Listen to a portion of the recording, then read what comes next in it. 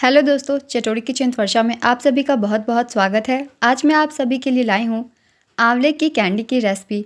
जी हाँ दोस्तों, आंवले की कैंडी भी बोल सकते हैं, गटागट भी बोल सकते हैं या पाचक गोली भी बोल सकते हैं। बहुत ही ज़्यादा चटपटी ये रेसिपी है और इसे बनाने में ना ही हमने चीनी का यूज़ किया हुआ है ना ही मिश्री का। तो चलिए हम बनाना शुरू करते हैं। आप इसे बना के पूरे 1 साल के लिए स्टोर करके रख सकते हैं और 1 साल तक आंवला खा सकते हैं, क्योंकि आंवला विटामिन सी से भरपूर होती है। और चाहे मौसम कोई भी हो, ठंड हो या फिर गर्मी हो, विटामिन सी हमारे शरीर के लिए बहुत ही ज़्यादा बेनिफिशियल होती है। तो चलिए दोस्तों, हम शुरू करते हैं बनाना आंवले की ये गटागट की रेसिपी।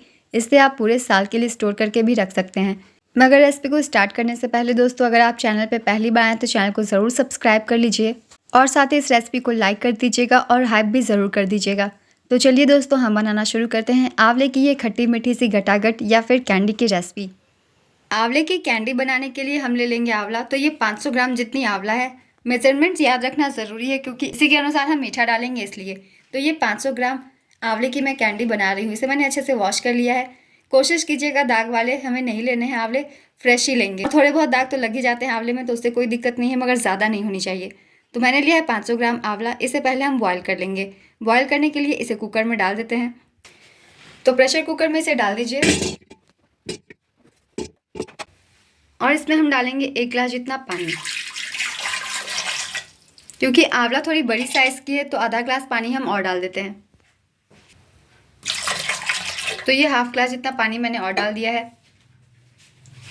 और इसमें डालेंगे अदरक का एक टुकड़ा। 1 इंच अदरक का टुकड़ा इसमें डाल दीजिए और इसे अब हम दे देंगे प्रेशर। हमें 4 सीटियाँ लगा लेनी है। गैस का फ्लेम हाई करके हमें 4 सीटियाँ लगा लेनी है आंवले में। तो आंवले को पहले हम उबाल लेते हैं। तो आंवले को हमने अच्छे से उबाल लिया है 4 सीटियों के साथ और प्रेशर को अपने आप ही निकलने दिया है, हमें निकालनी नहीं है। तो कुकर को चलिए अब हम खोल के चेक कर लेते हैं।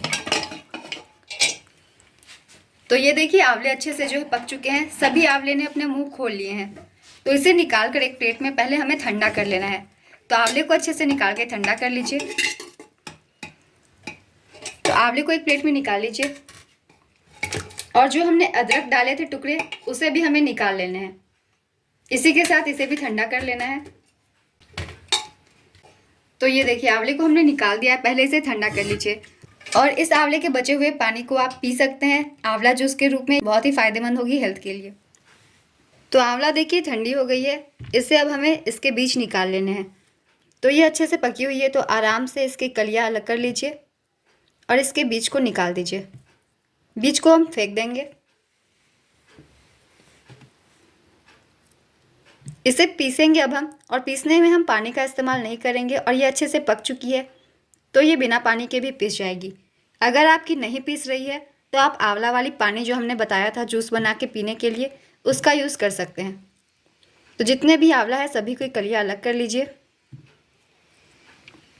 बड़े ही आसानी से हो जाएगी। तो आंवले को देखिए, आंवले की कलियों को हमने अलग कर लिया है और ये अब अच्छे से ठंडी भी हो गई है। तो अब हम इसकी प्यूरी बना लेंगे। प्यूरी बनाने के लिए मिक्सर जार ले लीजिए और सभी आंवले को डाल देंगे। ध्यान दीजिएगा बिना पानी के ही हम कोशिश करेंगे प्यूरी बनाने की, और बिल्कुल बारीक प्यूरी बनानी है, कहीं भी चंक्स वगैरह नहीं होनी चाहिए। तो आपकी अगर बड़ी जार है तो आप एक ही साथ पीस सकते हैं। मेरी छोटी है तो मैं 2 बार पीस लेती हूँ। और इसमें हम अपने अदरक के टुकड़े भी डाल देंगे जिसे हमने साथ में बॉईल किया था। तो चलिए पहले इसकी प्यूरी हम बना लेते हैं। तो आंवले को देखिए हमने पीस लिया अच्छे से ये प्यूरी बन गई है। कई बार मिक्सी आप हद से ज़्यादा भर देते हैं, उस कारण भी बिना पानी के नहीं पिस पाती है। थोड़ी थोड़ी अगर पीसेंगे तो ये आराम से पिस जाती है, क्योंकि इसमें पानी भी बिल्कुल नहीं यूज़ हुई है। और ये देखिए अच्छे से प्यूरी बन गई है। तो आंवले को इसी तरीके से हमें पहले प्यूरी बना लेने हैं। अब हम ले लेंगे कुछ मसाले इससे चटपटा बनाने के लिए। तो सारी तैयारियाँ पहले ही कर लेंगे ताकि आराम से बन जाए। तो इस कैंडी को चटपटा बनाने के लिए हमें कुछ मसाले ले लेने हैं। तो तैयारियां पहले ही कर लेंगे ताकि अच्छे से बन जाए हमारी कैंडी। तो पहले हम ले लेंगे नमक। प्लेन नमक है, ये ले लीजिए आधी चम्मच इतना। 1 चम्मच हम लेंगे काला नमक, तो 1 चम्मच काला नमक डाल दीजिए। छोटी चम्मच जितना हमें ले लेनी है काली मिर्च, ये कुटी हुई है, कुटी हुई काली मिर्च ले लीजिए। 1 चम्मच भर के हम लेंगे जीरा पाउडर, भुना जीरा पाउडर ले लीजिए।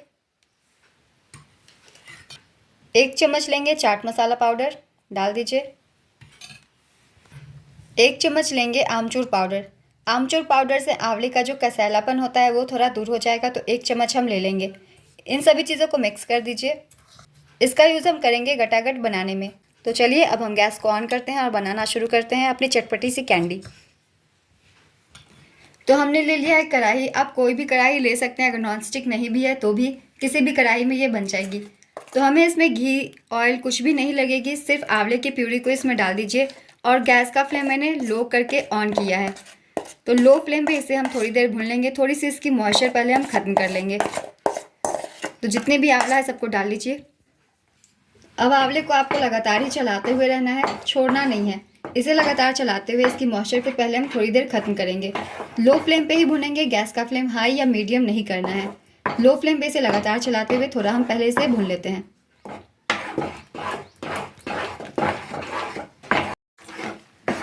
तो ये देखिए आंवले को थोड़ी देर हमने भुना है कि मॉइस्चर थोड़ी ख़त्म हो गई है। तो अब हम इसमें डाल देंगे गुड़। तो हमने आंवला लिया था 500 ग्राम जितना, तो गुड़ भी हमें उतनी ही लेनी है क्योंकि हम गटागट बना रहे हैं। तो इसके लिए हम चीनी नहीं गुड़ का इस्तेमाल करेंगे। और गुड़ को मैंने क्रश कर लिया है, ये देखिए, ताकि ये थोड़ी जल्दी मेल्ट हो जाए। बड़े अगर आप ढेले लेते हैं तो उसे मेल्ट होने में काफ़ी टाइम लग जाएगा। तो इस तरीके से क्रश कर लीजिए। तो जितनी आप आंवला लें ठीक उतनी ही हमें लेनी है गुड़, या फिर अगर आप कैंडी बनाते हैं तो चीनी। आंवले की चीज़ में इक्वल मात्रा में मीठा डलती है, सेम क्वांटिटी में ले लेनी है। तो मैंने ले लिया है 500 ग्राम जितना गुड़, इसे अब डाल देते हैं। तो गैस का फ्लेम अभी भी लो है और इस गुड़ को डाल दीजिए। इसे हमें धीरे धीरे पका लेना है ताकि अच्छे से मेल्ट हो जाए।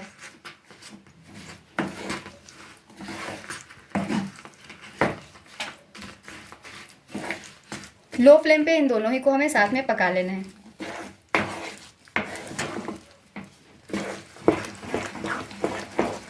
तो अगर आप क्रश कर देते हैं तो ये देखिए ये थोड़ी जल्दी मेल्ट हो जाती है। तो गुड़ को हमें क्रश करके ही लेना है और इसे अब हमें बहुत ही अच्छे से पकाना है। लो फ्लेम करके हमें अच्छे से इसे पका लेना है। तो इसे लो फ्लेम कर दीजिए और लगातार चलाते हुए पका लीजिए। तो गुड़ देखिए मेल्ट हो गई है। गुड़ को मेल्ट होने के बाद देखिए मैंने 5 मिनट तक इसे पकाया है और 5 मिनट में ये थोड़ी सी गाढ़ी आपको लग रही होगी। इसे हमें लगातार चलाते हुए पकाना है और ये थोड़ी स्प्लिट होती है, तो इसलिए आप इसे चलाते हुए रहिएगा। थोड़ी बड़ी कढ़ाई भी आप ले सकते हैं।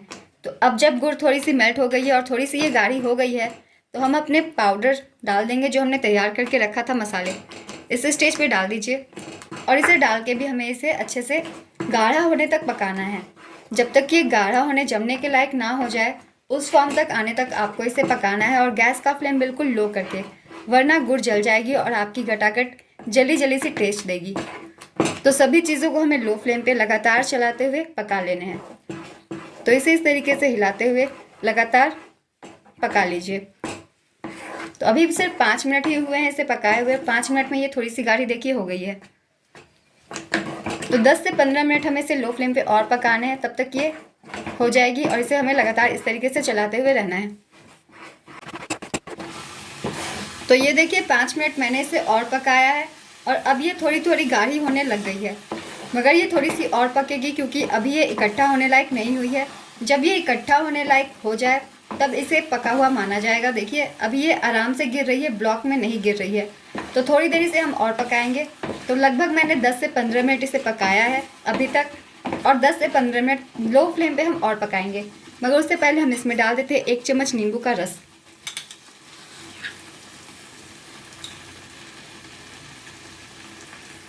आंवले के कसैलेपन को दूर करने के लिए हमने यूज़ किया है आमचूर पाउडर का और नींबू के रस का।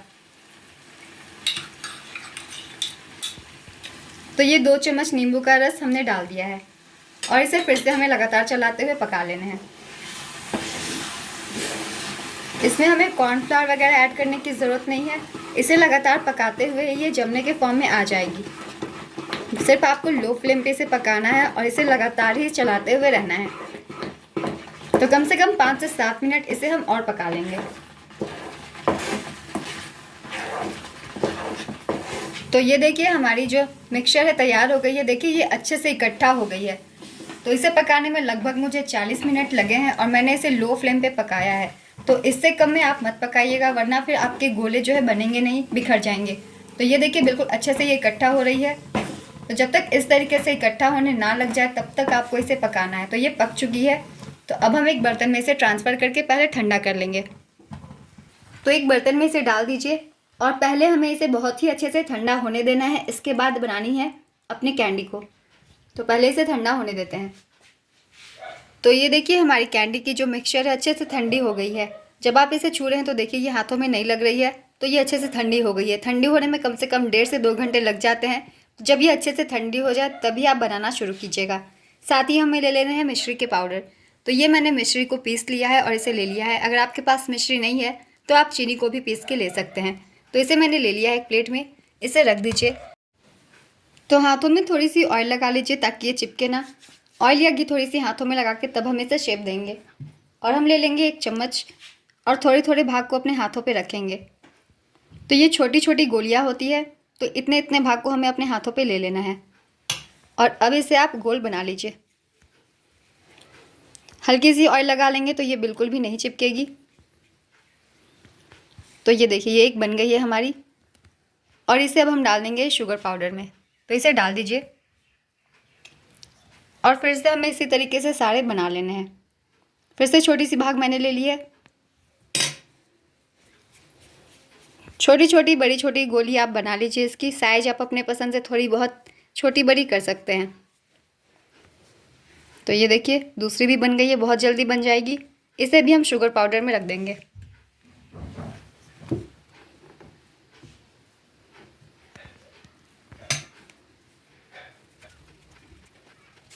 और इसे हमें बीच बीच में से कोट कर देना है ताकि ये एक दूसरे से चिपके ना। तो इस तरीके से आपको इसे कोट भी कर देना है ताकि ये एक दूसरे से चिपके ना। तो अब हम सभी कैंडीज़ को बना के मिलते हैं। इसी तरीके से आपको सभी को शेप दे देना है। तो ये देखिए दोस्तों हमारी जो गटागट है तैयार हो गई है। बहुत ही ज़्यादा ये खट्टी मीठी चटपटी सी पाचक गोली है। आप इसे कभी भी खा सकते हैं। अपने बच्चों को भी दे सकते हैं अगर उन्हें चॉकलेट खाना पसंद हो।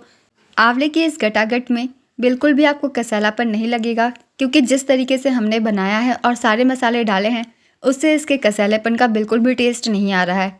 तो आप इस रेसिपी से और इस माप से ज़रूर बना के देखिए। आपको भी ये बहुत ही ज़्यादा पसंद आएगी। अगर आप आंवले का अचार बनाते हैं या फिर मुरब्बा बनाते हैं तो ज़्यादा कोई खाना पसंद नहीं करता है, मगर आप ये पाचक गोली बनाएंगे तो सभी लोग ज़रूर खाएंगे। और आंवला किसी भी फॉर्म में आप खाएं आपके शरीर के लिए ये लाभदायक ही होती है। तो आप पूरे साल की बना के इस तरीके से इसे कांच के बॉटल में डाल के बंद कर दीजिए। 1 साल से ज़्यादा भी ये चल सकती है, ख़राब नहीं होगी। तो बिल्कुल 1 साल चलने वाली ये रेसिपी है दोस्तों। क्योंकि इस सीज़न में आंवले की सीज़न में आंवले की हम हर चीज़ बनाते हैं। तो एक बार इस रेसिपी को भी ज़रूर ट्राई कीजिए। बहुत ही ज़्यादा ये सभी को पसंद आती है। और अगर आप सभी को ये रेसिपी पसंद आई हो दोस्तों तो रेसिपी को लाइक ज़रूर कर दीजिएगा। अपने फैमिली और फ्रेंड्स के साथ भी शेयर कीजिएगा। साथ ही इस रेसिपी को लाइक और हाइप भी ज़रूर कर दीजिएगा। तो फिर मिलते हैं अगली एक नई रेसिपी के साथ। इस तरीके की सिंपल रेसिपीज़ के लिए चैनल को ज़रूर सब्सक्राइब कर लीजिए। साथ ही बेल आइकन भी ज़रूर प्रेस कर लीजिएगा ताकि हर वीडियो की नोटिफिकेशन आप सभी को मिलती रहे। तो फिर मिलते हैं अगली एक नई रेसिपी के साथ। चैनल पे यूँ ही बने रहिए और अपना ढेर सारा प्यार देते रहिए।